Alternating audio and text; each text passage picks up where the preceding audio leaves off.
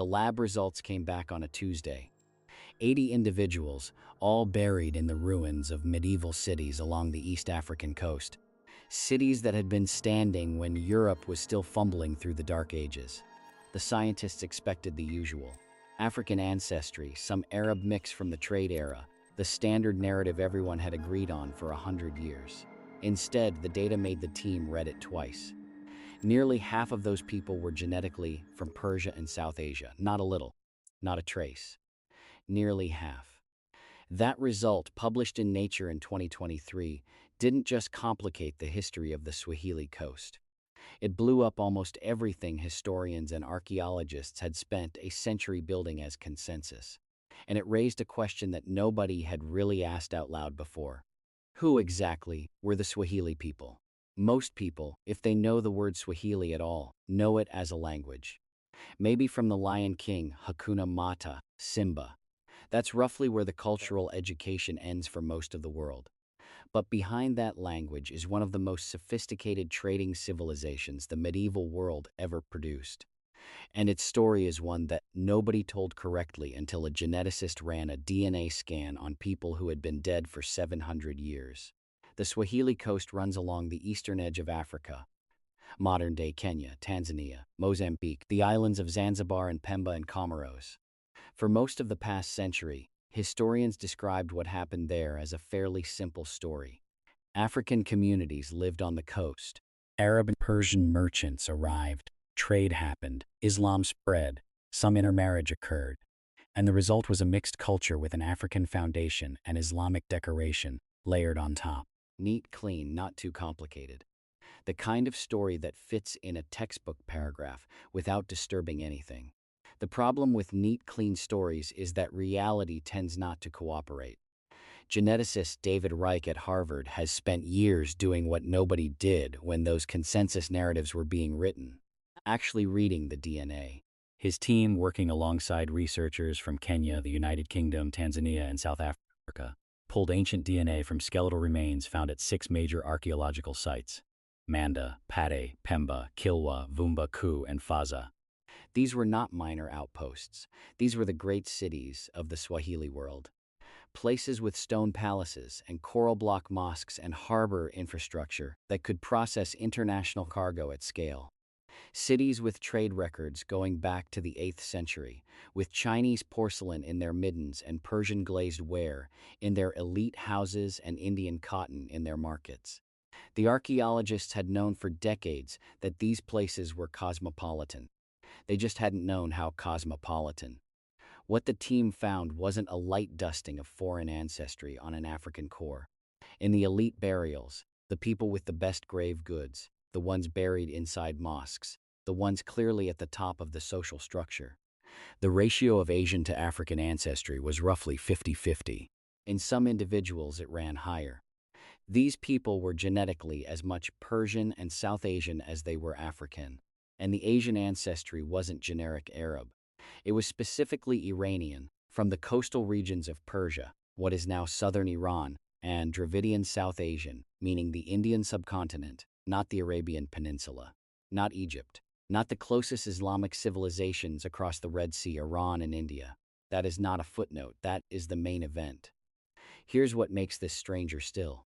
The pattern wasn't random mixing scattered across the population. It was structured. The African ancestry in these individuals came almost entirely through the maternal line, African women. The Asian ancestry came through the paternal line, Persian and South Asian men. Generation after generation, for hundreds of years. A consistent, intentional social architecture. Men arriving from across the Indian Ocean, marrying into local African families, their children becoming the Swahili elite. Not conquest, not slavery, marriage. You have to understand what the Indian Ocean looked like in the 8th, 9th, 10th centuries to understand how this was even possible. It was not an empty highway connecting exotic destinations. It was the most active long-distance trade network on the planet.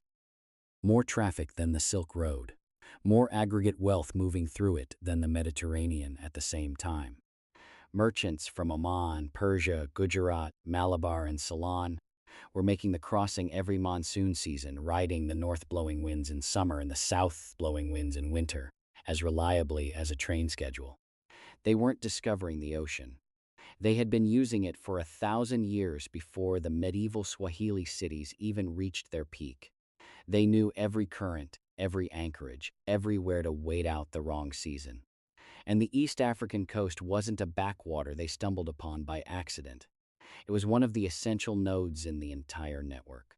Gold from Zimbabwe's interior, iron, ivory, mangrove timber, tortoise shell, it all flowed out through Swahili ports. Cotton textiles, glazed ceramics from Persia and China, glass beads from the Persian Gulf, carnelian from Gujarat, it all flowed in. The ports weren't just transfer points. They were destinations worth staying in. Some merchants didn't go home. What the DNA is telling us is that some of those merchants who didn't go home became the founding fathers of an entirely new civilization. They married into established African communities, built stone towns, adopted Islam while maintaining local traditions, and created something that was neither purely African nor purely Asian, but was genuinely its own thing: Swahili culture. The language, the architecture, the food, the legal traditions, none of it is a corruption or dilution of something African. It's a synthesis that was built on purpose by real people making real choices over centuries. Coral block architecture isn't African and it isn't Persian.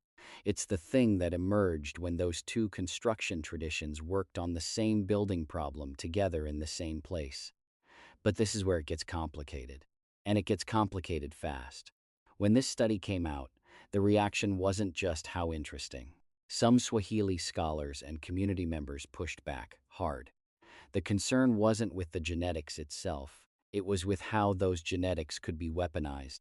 Because the Swahili coast has a colonial history, and in that colonial history, outsiders, first Arab sultanates, then European colonizers, then post-independence nationalist governments, have at various points tried to erase the African identity of Swahili people. To call them not really African, to use that framing to dispossess them, to delegitimize their cultural and territorial claims. When a paper from Harvard shows up saying half their medieval ancestors were Persian, some people in Kenya and Tanzania heard a familiar threat wearing new scientific clothing.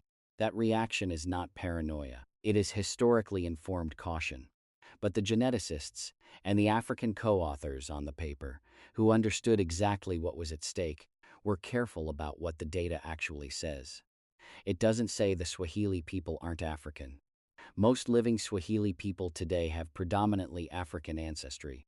The heavy Asian admixture visible in those medieval elite burials appears to have faded over time, diluted by continued intermarriage with the broader East African population across the past 5 or 6 centuries.